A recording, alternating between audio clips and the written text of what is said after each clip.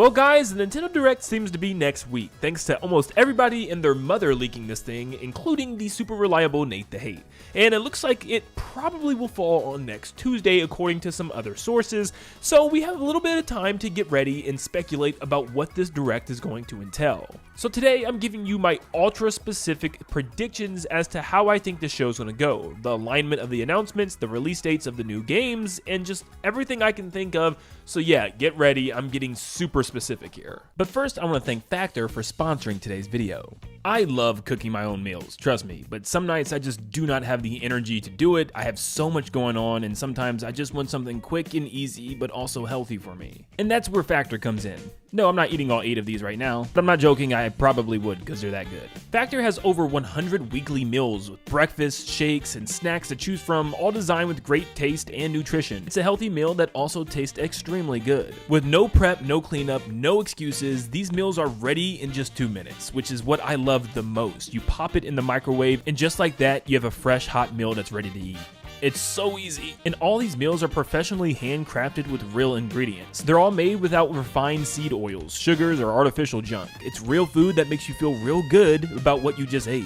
I mean, come on. Do I even have to sell you on some of these meals? Look at this steak and shrimp. For crying out loud, it smells so good Kirby can't even contain himself. Or even my wife. I mean, I literally just put my meal down for a second. And as somebody that's trying to eat a little bit better, this is a high protein, low carb, calorie smart meal. And these meals match my goals without sacrificing flavor. Most meals also have 30 grams of protein or more, some up to 50. It's great for staying full and supporting my workouts. They've also added tons of Mediterranean-inspired options like roasted parsnips, celery roots, or cauliflower, which is a variety I didn't even know I needed. And with Factor banning over 175 ingredients, you can literally taste the difference. And I genuinely have to be honest with you guys, my wife has already made me order another box for the next week because it was that good. These are absolutely perfect, tasty, well-balanced meals to get me throughout the rest of the day. So if you want your own Factor meal today, head to factor75.com or click the link below and use my code to get 50% off your first box, plus free daily greens, which is 1 per box with active subscription. Free meals applied as discount on first box, new or returning subscribers only, and varies by plan. So sign up today. And I want to give a very big thanks to Factor for sponsoring today's video. Now let's jump right into it. There's a couple of ways that I think Nintendo could handle this, but I'm saying Nintendo is going to start the show with Zelda's 40th anniversary, like they did with Mario's in the last Nintendo Direct. Now, like I said, I could be wrong. They could end the show here like they did for the 35th 5 years ago, but I think they're going to start it because I don't think they necessarily have an announcement that's super massively crazy where they can end the show with, unless they tease the next Zelda game. Because I think they're actually going to start the show immediately with a trailer for the Ocarina of Time remake. This game is going to look beautiful. It's very ambitious, but not quite as ambitious as a lot of people were hoping. For instance, you'll get a lot of new things, but not as much as we would like. For instance, the cut dungeons, like maybe the Light Temple isn't here, or we just don't see it at all, but there are significant changes to Hyrule Field, and there's better bosses, and the music is beautiful. It's ambitious enough to look slightly different, which a lot of people might like, but not enough to feel like almost a slight reimagining, adding new areas and new locations, which some people want. The game will be slated to release in September, and for the most part, everyone is happy with this. However, I think one thing that is going to make people mad is the art style is going to be in the Breath of the Wild and Tears of the Kingdom art style. Nintendo kind of gave us maybe even a tease at this by remaking the Ocarina of Time adult Link in the Breath of the Wild style and that cel-shaded look, so I think that's exactly what they're going to end up doing. Some people are going to really like this, some people are going to absolutely hate this. Personally, I'm hoping it's a completely new art style, something maybe a tiny bit more realistic, but yeah, I'm predicting it's going to be the same thing that we've been experiencing for the last almost decade now, and the logo is even going to reflect that. It cuts back to Aonuma, he'll talk about the game a bit, and then go on to other announcements that are a little smaller. Like for instance, there'll be some NSO drops like Twilight Princess and Four Swords Adventures on the GameCube NSO, obviously. These will either be shadow drops, but I could see them saying coming this summer because it's Nintendo. You know, they always gotta make you wait for stuff, even games that came out years ago. We will then get a short 15-second animated logo title card for the movie where it will show the movie's title, and maybe they they will give us some information on the cast of some general major characters. Like I could see them giving us the cast for Ganondorf, Impa, maybe Navi if she's there, maybe Link's sister. There's been some rumors and some hints that Link will have a sister in this game like he did in Wind Waker, and perhaps maybe even the King of Hyrule. We'll just get a good little cast list and something to get us speculative and looking forward to as the movie doesn't come out until the beginning of next year. I think it's going to be something small, but I definitely think it's going to be here. But we will not get a sneak peek at the next Zelda game, unfortunately. They normally like to tease things a long ways ahead, and after about 3 years of waiting, that's when we start to see stuff pop up, and we're in that time frame.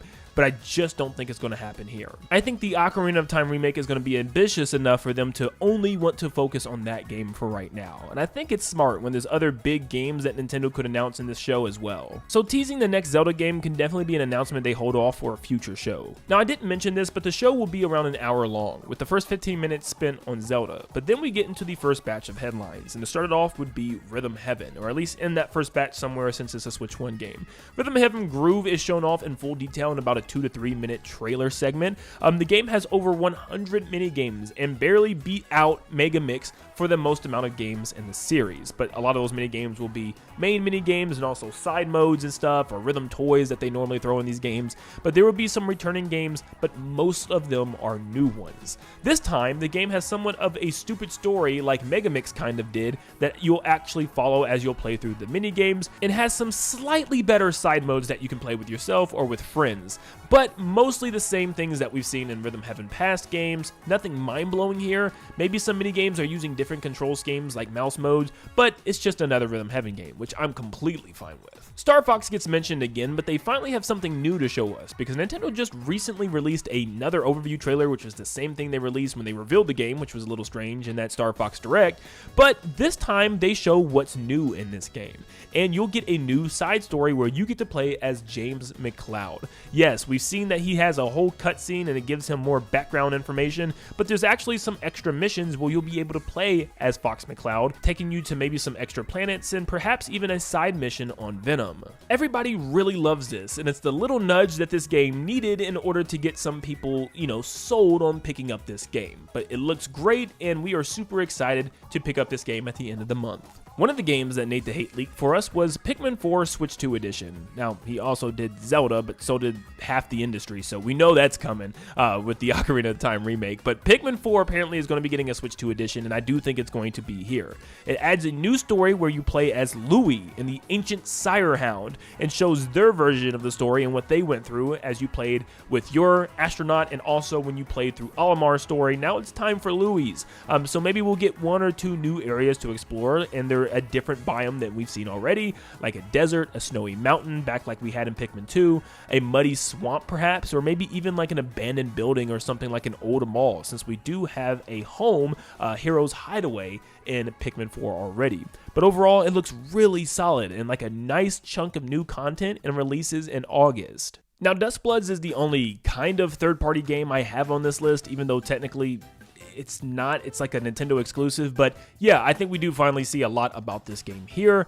But I have a bad feeling that this game isn't going to live up to what people are expecting it to be, because there's going to always be people that are just going to directly compare it to something like Elden Ring, and they're just going to hate on it no matter what. Like, I guarantee it. You're going to see a lot of people complain about the hardware and how it's not strong enough, the bad performance, or it's going to be a bland Elden Ring or something, and a lot of people are just going to complain. I mean, they're going to do it with every game in this Direct, but specifically this one, because you're going to see a lot of people on PlayStation and Xbox and on PC that wants to play this game, and they're just going to hate on it. So I think that's normal, but overall, it's not going to look bad at all. It's going to look pretty good, but it's just going to let some people down. I know it.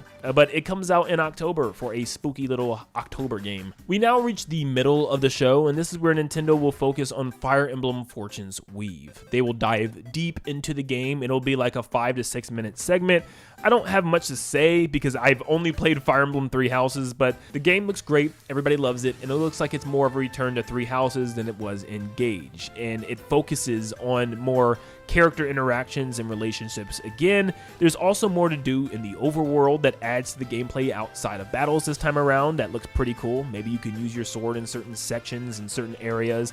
outside of battling. But yeah, for the most part, it looks really, really good and everyone really likes it. The game then releases in August. We then jump into the second batch of headlines, and we're going to get something Kirby. There's not many years ever where we don't get something Kirby, and I think this time it's going to be either a remake or a small eShop spinoff. If we get a remake, I think it has to be of either Planet Robobot or Triple Deluxe. I personally would rather it be both, but depending on the game it is, I think we'll also get a side mode like we did with Kirby's Return to Dreamland and Magolor's Epilogue. I think we'll get a Suzy Epilogue, or even a Suzy Prologue, or a Taranza Prologue or Epilogue, depending on the game. But yeah, it's going to look really great, and finally we have those 3DS games on Switch too, or at least one of them. But I think I'm leaning more to this game being an eShop game, and I think it's going to be kind of like a 3D BR or a 3D Kirby Fighters, where it's just like Kirby the Fighters, but this time you're in a 3D battle arena. I think with the massive success of the Forgotten Land, they want to capitalize on 3D Kirby, and I think this would be a great way to have a spin-off Kirby game that's still in 3D, but also has you battling things. Like, could you imagine if we even got like a 3D boss battle game, like a 3D arena, where we could just fight tons of bosses from past Kirby games, but this time in 3D, having ones return from the Forgotten Land and even completely new ones. I would love this. Whatever it turns out to be, this game releases in November. Oh gosh. We get our second Switch 2 edition, this time of Xenoblade Chronicles 2. It's shown off, it looks great. Maybe it has a small amount of new content, but it releases in December of this year or January of 2027. Splatoon Raiders gets another 2 to 3 minute trailer showing off the new crafting of new weapons and how each level exploration works, where the game is semi-open world. It's allowing you to pick a destination and set out on an adventure exploring and finding things in that region. You will come across bonus challenge rooms along with new boss battles. They show off new creatures and tease the main villain in some extra lore, but the game looks really, really good. It kind of reminds us of an open sandbox 3D Mario game like Sunshine, 64, and even Odyssey, allowing us to freely explore a large terrain of land, collect everything we need, and jump out when we want in order to go to another area. But now we're at the end of the show. Of course, I didn't talk about every small indie game or every third-party game that's going to be shown off here, but there's one thing before we get to that final announcement, and it's the announcement of a Switch Sports Resort. It has tons of new sports, an island for you to traverse and do tons of things in, like airplanes again, or just walk around, ride a bike, and it actually looks super good. There's tons of different sports and mini games for you to play, and you can jump in with other people online to have like a little hangout area on the island and do things with. The entire island is like one giant hub world where you can walk to locations in order to play certain sports, or you can just pull up a menu to select those sports. Still have an option to choose a Mii or those new characters from Switch Sports 1, and you can even transfer your costumes and stuff from Switch Sports 1 into this game as well. The game will either release this November or be sometime in spring of 2027, but I'm thinking the latter. We now get to the final announcement of the show, and it's Luigi's Mansion 4. The game is the big holiday game for this year alongside The Legend of Zelda Ocarina of Time remake, and it looks seriously incredible. This will hands down be one of the best looking games on the entire console. The lighting is really good, and it's even darker and creepier this time around, which is really good, matching the vibes of the first game, but it's a continuation of Luigi's Mansion 3, where you have tons of goofy gadgets and power-ups and certain attachments that you can put on your Poltergust to catch certain ghosts.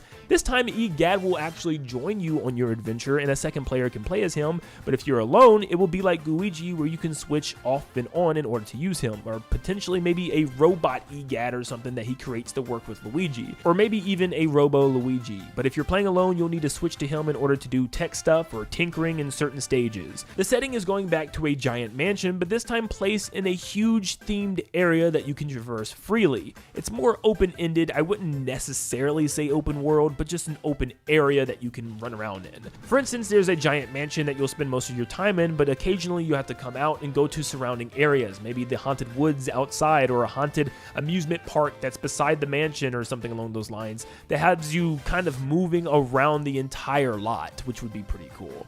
But boss ghosts are back, and we have to save more than just Mario. We need to save Peach, Bowser, Daisy, DK, Wario, Waluigi, maybe even Pauline, and each of them will give us some sort of new power-up as we save them throughout an adventure. The game is coming out in October, just in time for Halloween again. Of course, the show will follow also probably for the next couple of days with Treehouse events like it normally does after June Nintendo Directs and E3 events Nintendo used to have. But I do want to touch on a couple of things that I do not think is going to be here. I'm sorry, my 3D Mario army, I've got to let you down. I do not think it's going to be here. Now, the rumor is this game is coming out sometime next year. Apparently, it was internally delayed. We know nothing about this game, so who knows if that's true or not. That's coming from Nate the Hate though, so I kind of believe him. But yeah, the game, I guess, had been pushed to next year, so there's still a chance that we could get a small snippet tease of this game, but I'm saying no. I think if we're going to get anything, it's not going to be until September, so unfortunately, I don't think we see 3D Mario still, which is mind-blowing, but you know, I gotta predict it because that's what happens every Direct. So no hopes for 3D Mario. That's how I'm keeping my hopes this time around, so that way I'm not disappointed. In fact, I don't think we're going to see any major 2027 game here at all. Yep, I think everything we see is going to be based on this year, since this year is already packed with games that we know is coming, and it's going to be packed with even more games that are coming that they announced for this year and for this holiday. I don't think Nintendo's really going to focus on anything like a new Smash Brothers or anything like that, so yeah, I'm taking that off the table as well. I am also very certain that we are not going to see Mario Kart World in any capacity here. I don't think we're going to see any significant updates or DLC. I think it's going to be pretty much dead for a lot of us, where we just don't hear anything about it, and then you're going to see the videos flood in. Even for myself, I've already have a script written about this not showing up in the Direct. I'm that confident. I just think Nintendo is letting this thing slowly dribble out until eventually it has absolutely no interest, and then they're going to bash it with DLC maybe in a couple of years. But nope, I don't see anything happening here, unfortunately. There's also been some brief rumors floating around about a new Wario Land game, and I don't think that's happening either. I think Wario is still going to be pretty silent outside of WarioWare stuff, so we probably won't hear anything about this, at least not right now. And I know I've said this already, but just to reiterate here, no, I do not think we're going to get a tease of the next mainline Zelda game here, unfortunately. I think that's something that's going to be saved for a future presentation. Now, how is that for a June Nintendo Direct? I try to keep my predictions a little bit more grounded by having some exciting stuff, but also trying to be realistic, and this is pretty much what I came up with. Now, I think this would be a really good show, but still for a lot of people, they're looking for that next massive game. Maybe it is Luigi's Mansion 4 for them, or maybe it's not, and if it's not, they're still going to be waiting.